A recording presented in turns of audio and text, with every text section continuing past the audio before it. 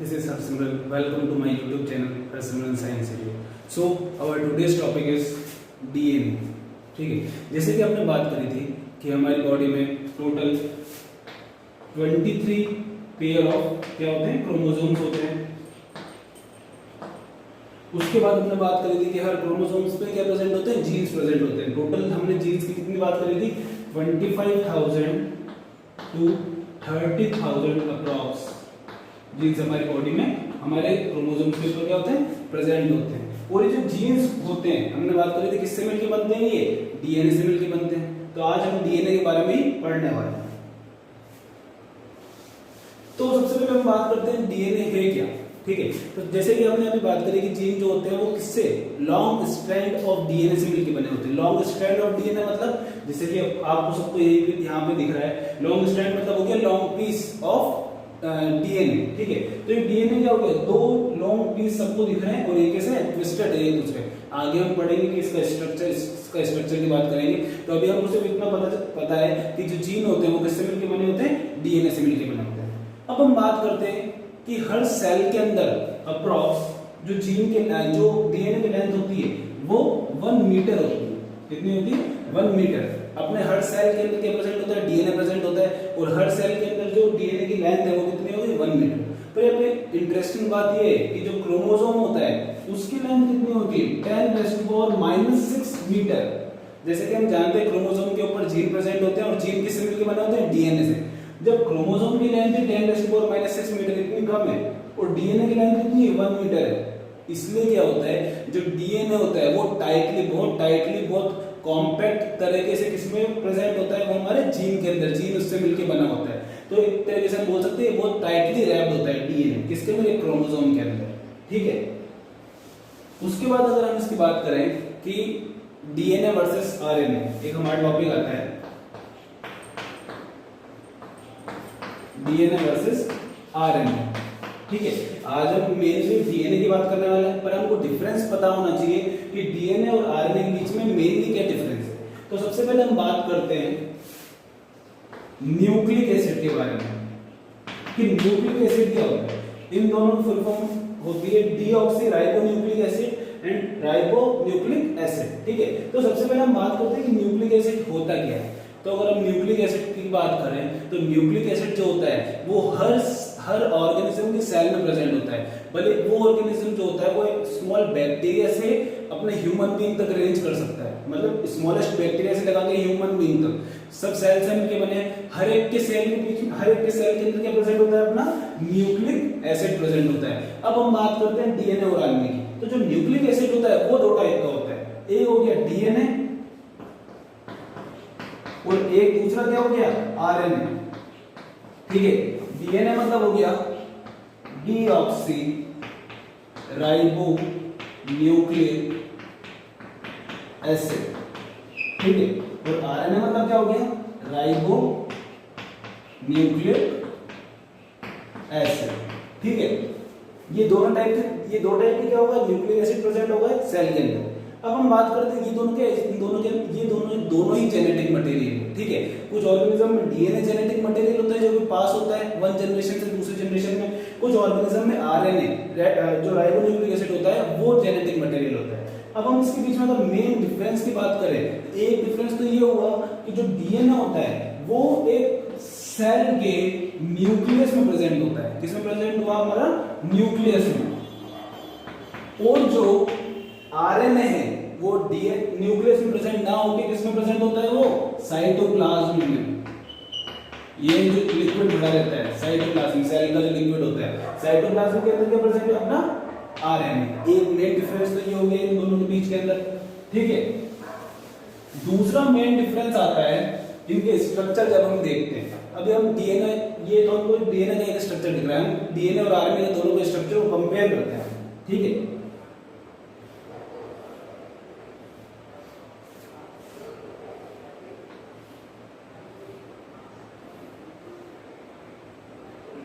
ये 5 कार्बन से मिलकर बने होते हैं दोनों structure, DNA and RNA. C, C2, C3, C4, C5, ठीक है, ये पेंटोस शुगर भी बोल सकते हैं इसको हम, ठीक है।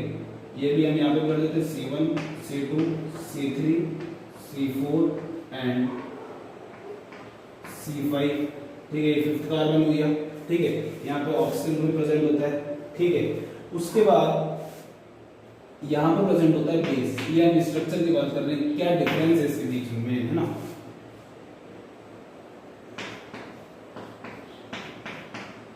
ये डीएनए, ये क्या है, आरएनए, OH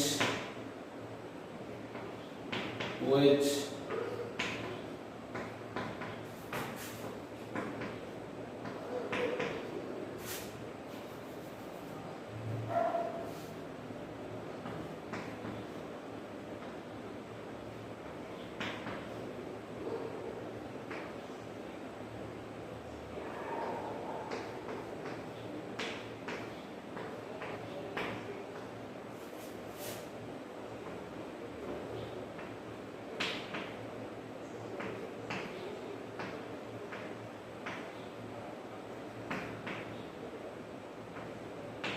ठीक है।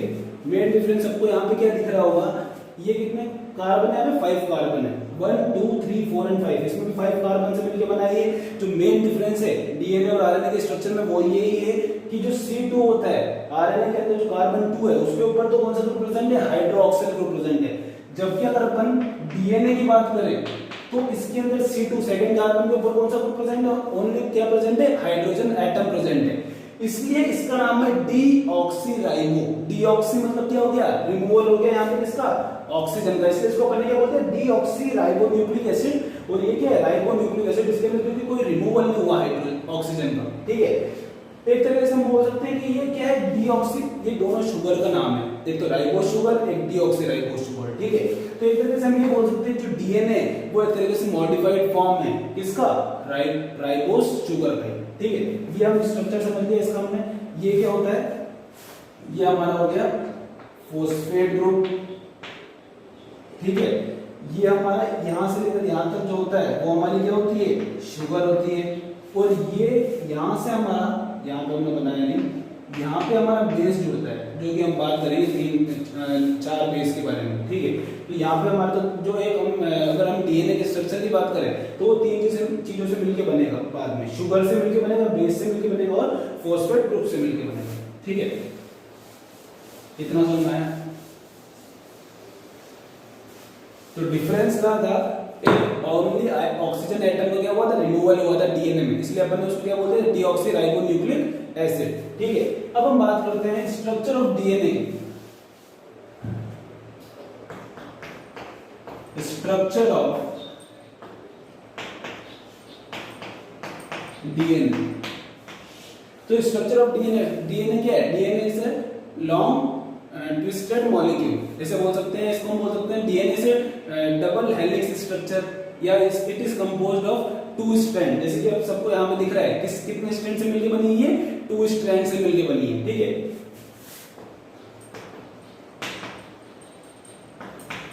It is composed of 2 strand made up of 2 nucleotide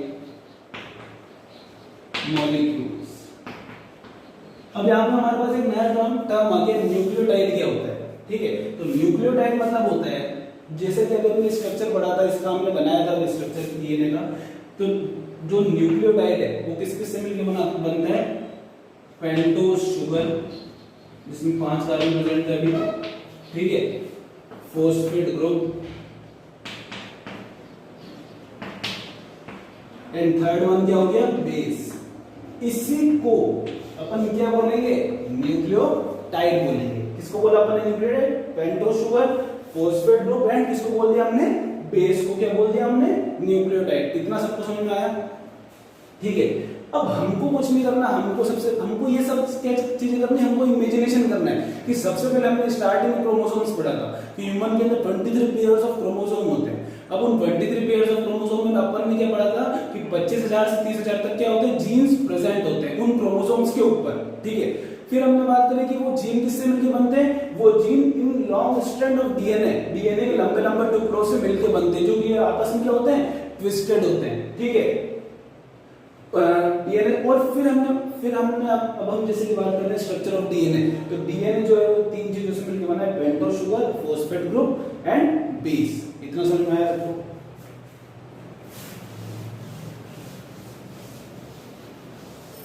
अब हम बात करें कि डीएनए का जो शेप होता है वो कैसा होता है। डीएनए का शेप है ट्विस्टेड लेडर की तरह होता है। क्या कैसा होता है? Twisted ladder. हमने बड़े बड़े महलों में देखा होगा कि ऐसे घुमावदार सीढ़ियां होती है, ये भी कुछ ऐसी है, ठीक है। ये आपस में क्या है? ट्विस्टेड है, एक दूसरे के चारों तरफ क्या है, एक दूसरे के दोनों तरफ क्या हो रखी है, ट्विस्ट हो रखी है, मुड़ रखी है, ठीक है। तो ट्विस्टेड लेडर, लेडर मतलब सीढ़ी और ट्विस्ट हो रखी है, ठीक है। तो इसका शेप कैसा हो गया? ट्विस्टेड लेडर की तरह हो गया। उसके बाद अगर हम बात करें तो जो हमारे ये फर्स्ट स्ट्रैंड हो गई डीएनए की, ये सेकंड स्ट्रैंड हो गई डीएनए की, ठीक है। इसको ये सेकंड नहीं हुई, सॉरी, ये हमारी ये पूरी फर्स्ट स्ट्रैंड आ रही है, ठीक है। ये हो गई हमारी स्ट्रैंड 2, ठीक है। अब हमको सबसे पहले बात ये यहाँ पे देखनी है कि ये जो है ये क्या हो गया? शुगर मॉलिक्यूल हो गया। अभी अपन ने जो बताया पेंटोज शुगर, उसके बाद क्या आ गया? ये फॉस्फेट आ गया, फॉस्फेट ग्रुप। उसके बाद वापस क्या आ गया? ये शुगर फिर फॉस्फेट। तो ये अल्टरनेट चलते हैं, ये दोनों चीजें क्या होती है? अल्टरनेट होती है, sugar phosphate group, sugar phosphate group. अब तीसरी चीज क्या बची अपने पास? बेस। बेस ये अभी अपन तीन बेस के बारे में अपन अभी आगे बात करेंगे। ये सब ए टी सी जी ये सब क्या है? ये अपनी बेस है, ठीक है। ये जो बेस होते हैं, ठीक है, ये शुगर मॉलिक्यूल से अटैच होते हैं। किससे अटैच होते हैं? ये शुगर मॉलिक्यूल से। वन स्ट्रैंड के अपन क्या कर लेंगे? वन ये जो फर्स्ट स्ट्रैंड है अपनी, ठीक है, इसके जो बेस होंगे वो किससे अटैच है? शुगर मॉलिक्यूल से। सेकंड स्ट्रैंड में भी शुगर मॉलिक्यूल होगा, उससे क्या होंगे? बेस अटैच होंगे और आपस में क्या करेंगे? बॉन्ड बनाएंगे। आपस में जो बेस होंगे वो क्या बनाएंगे? बॉन्ड बनाएंगे। वो ही यही बॉन्ड इन दोनों स्ट्रैंड को एक साथ रखता है। इतना समझ में आया? ठीक है। अब हम अगर इसके ये बॉन्ड समझ में आ गया है। अब हम बात करते हैं जेनेटिक कोडिंग की। जेनेटिक कोड, अब हम इसकी बात करने वाले हैं, कोड्स की बात करने वाले हैं, ठीक है। तो जेनेटिक कोड क्या होता है? जो हमारा ह्यूमन डीएनए होता है या कोई से भी ऑर्गेनिज्म का डीएनए होता है, वो बहुत सारी इंफॉर्मेशन रखता है। इसके अंदर बहुत सारी इंफॉर्मेशन छुपी हुई है।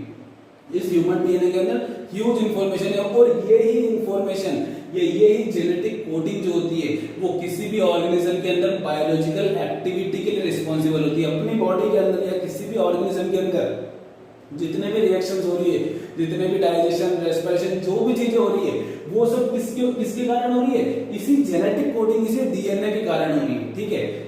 इसलिए और यही जेनेटिक कोडिंग या यही इंफॉर्मेशन वन जनरेशन से अनदर जनरेशन में इनहेरिट होता है थ्रू रिप्रोडक्शन, ठीक है। तो जैसे कि हमने बात करी थी कि डीएनए जो होता है वो ट्रांसफर होता है एक जनरेशन से दूसरे जनरेशन में। तो ओरिजिनल में डीएनए के अंदर जो ये इंफॉर्मेशन है, ये जो जेनेटिक कोडिंग है, यही रिस्पॉन्सिबल होती है कि एक जनरेशन दूसरी जनरेशन से क्या करती है?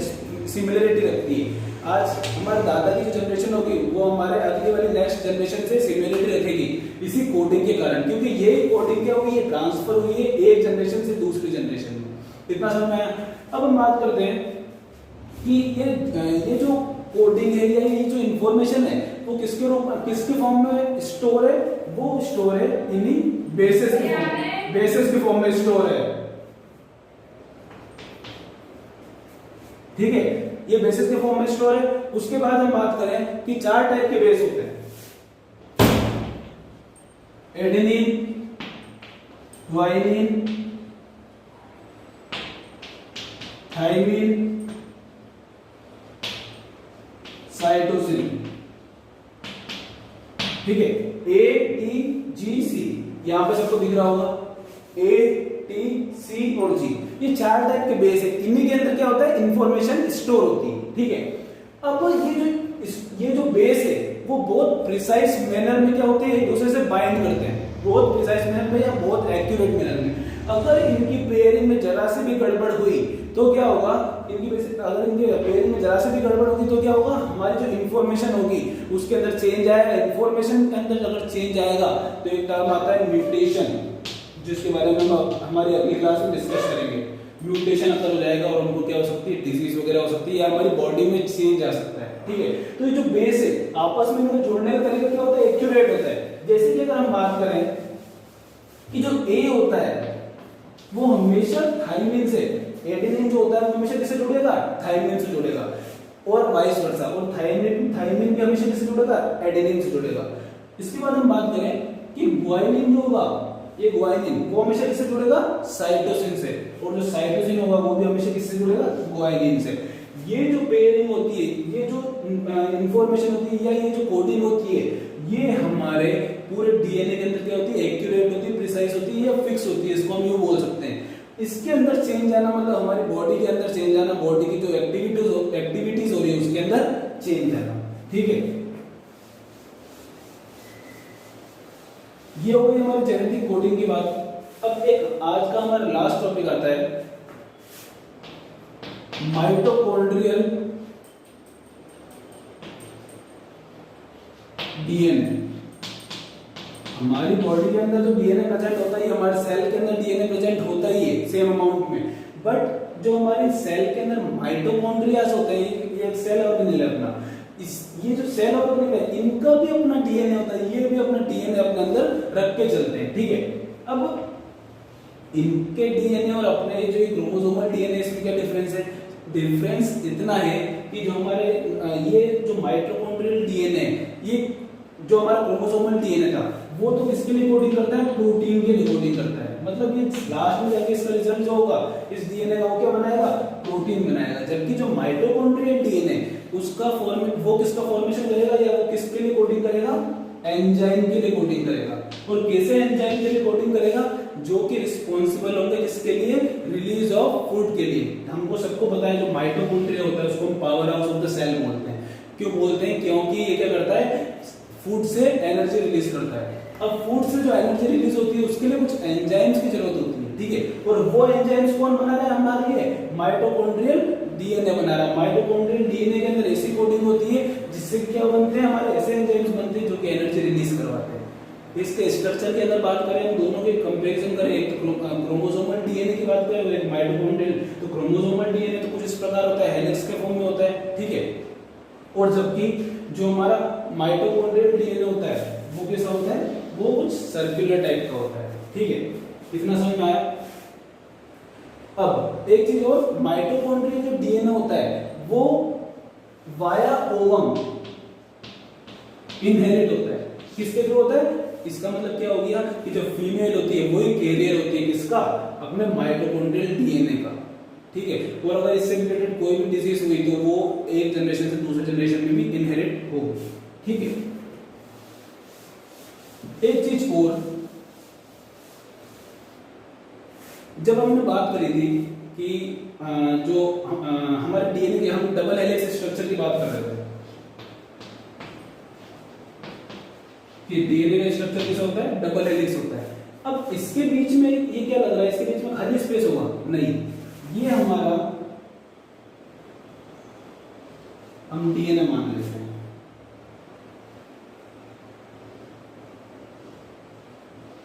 ठीक है, ये हमने क्या मान लिया, हमारा डीएनए मान लिया।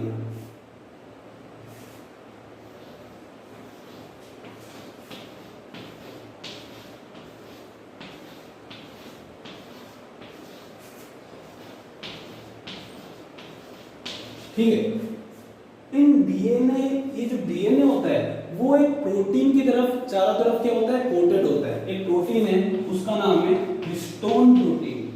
क्या नाम है उसका, हिस्टोन प्रोटीन। ये प्रोटीन है जिसके चारों तरफ क्या करता रहता है, ये रैप हुआ रहता है डीएनए। ठीक है, और इसीलिए जो हमारा डीएनए है वो कैसा होता है, 3D स्ट्रक्चर मेंटेन कर पाता है। डीएनए जो है ये 3D स्ट्रक्चर इसलिए मेंटेन कर पाता है क्योंकि ये किसकी तरफ रैप है, चारों तरफ हमारे डीएनए, हमारे हिस्टोन प्रोटीन है। नाम क्या है उस प्रोटीन का, हिस्टोन प्रोटीन। इसके चारों तरफ क्या होता है, ये रैप होता है। ठीक है, और इसी जो स्ट्रक्चर भी हमने पढ़ा था, ठीक है, ये जो हमने स्ट्रक्चर पढ़ा था जिसके अंदर डीएनए किसकी तरफ, हिस्टोन प्रोटीन के चारों तरफ पैक था। ठीक है, उसको हम बोलते हैं क्रोमेटिन। क्या बोला हमने, क्रोमेटिन। जो कि हमने हमारे प्रीवियस लेक्चर में पढ़ा था कि क्रोमेटिन जो होता है वो क्या होता है, डिवाइड होने से पहले की स्टेज होती है जिसमें क्रोमोसोम हमको नहीं दिखते। तो ये किसका था स्ट्रक्चर था, एक तरीके से हमारे क्रोमेटिन का स्ट्रक्चर था, और ये क्रोमेटिन बाद में चल के बनाएगा हमारा क्रोमोसोम। अगर आपको वीडियो पसंद आया तो please like, subscribe and share करना ना भूलें। Thank you.